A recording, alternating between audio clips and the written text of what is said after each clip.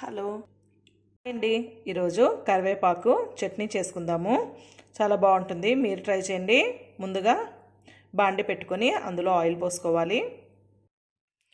Oil వేడైంది.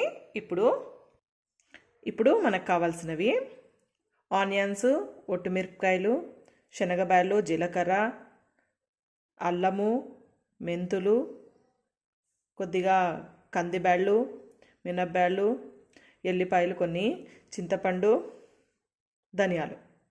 ఇప్పుడు చూద్దాం. ఇప్పుడు ఆయిల్ కాగింది, ఇందులో ఒక్కొక్కటిగా వేసుకుందాం. ఇలాగా అన్నీ వేసుకుందామండి.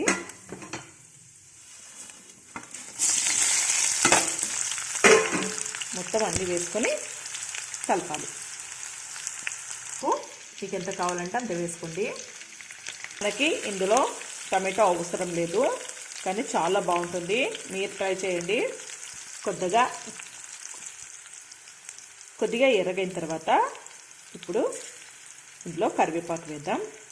ఇలాగా కరివేపాకు వేసిన తర్వాత కొద్దిగా కలపాలండి. కలిపిన తర్వాత మూత పెట్టేద్దాం.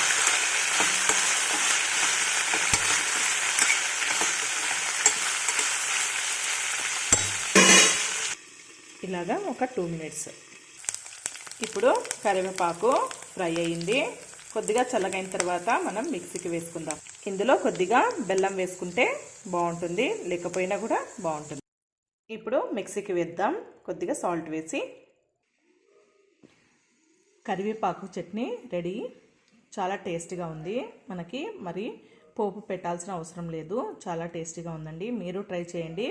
ప్లీజ్ సబ్స్క్రైబ్ చేయండి, ఎంకరేజ్ చేయండి. ఇప్పుడు శ్రావణ మాసం కదండి, అందరూ ఇంట్లో నాన్ వెజ్ చేయరు. కాబట్టి ఇలాగా ఏదో ఒక విధంగా అంటే మంచి ఐటమ్స్ చేసుకుని హ్యాపీగా తినండి.